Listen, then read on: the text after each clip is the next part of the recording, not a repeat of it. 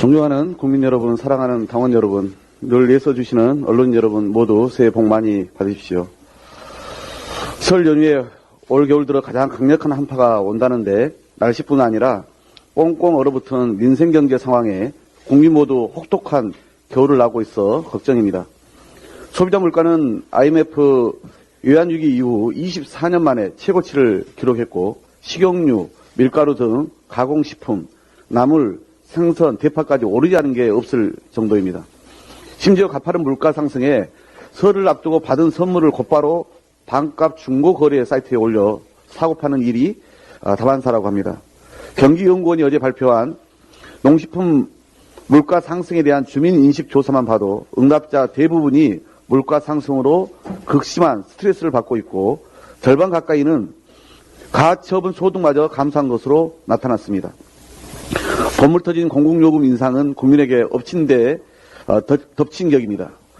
도시가스 요금 폭탄이 이미 떨어졌고 새해 들어 전기요금 인상을 시작으로 지하철, 버스, 택시 등 대중교통비 인상 등 공공요금의 인상이 줄줄이 대기 중에 있습니다.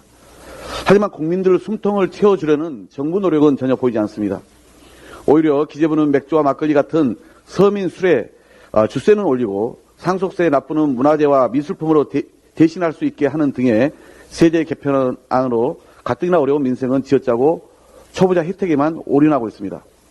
민주당은 민생 현장 구석구석을 찾아 더 낮은 자세로 국민 목소리에 귀 기울이겠습니다.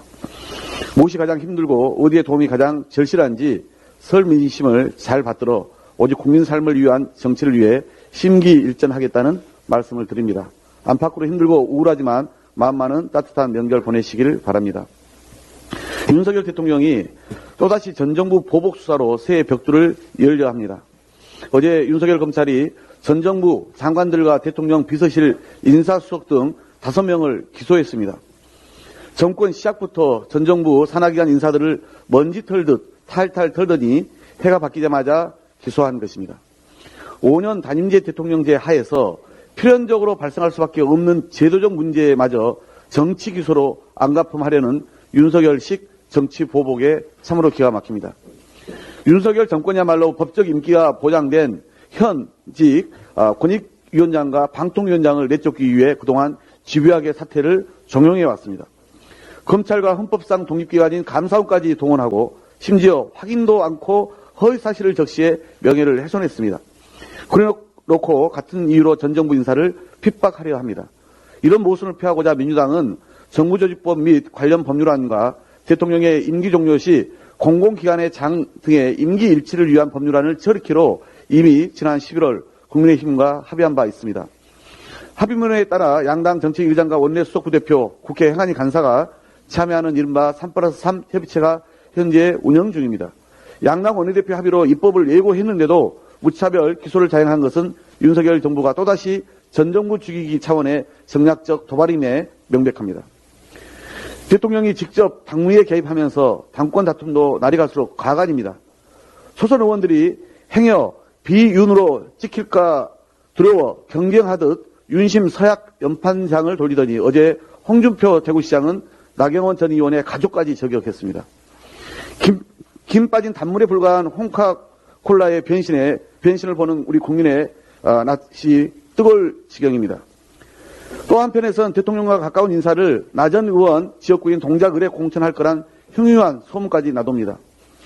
비전과 역량은커녕 윤심 책봉이 핵심인 당대표, 국민의힘 전당대회는 하나마나 어대김으로 결판날 셈입니다. 남의 집안일로 무시하기엔 복합위기에 나라와 민생이 너무 다급합니다. 그런데 윤석열 대통령의 어제 다보스 포럼 연설은 참으로 놀라웠습니다.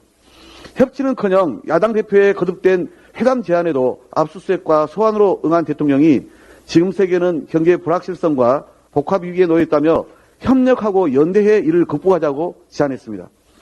야당은 단합하고 집권당마저 반윤, 멀윤 등 별변 윤으로 낙인 찍어 위협하면서 국제무대에선 정반대의 발언을 쏟아냅니다. 이란은 UAE의 적, 한마디로 외교 대참사를 일으킨 윤 대통령이 말하는 협력과 연대 대상은 과연 누구입니까? 자칭 대한민국 1호 영업사원이 국격만 헐값에 넘긴 게 아니기를 바랄 뿐입니다. 대한민국 민생경제야말로 불확실성과 복합 위기에 놓여 있습니다. 협력과 연대 대상은 멀리에 있지 않습니다. 새해에는 부디 오만과 적선에서 벗어나 협치와 평화, 민생과 경제라는 희망을 국민께 돌려주기를 바랍니다. 이상입니다.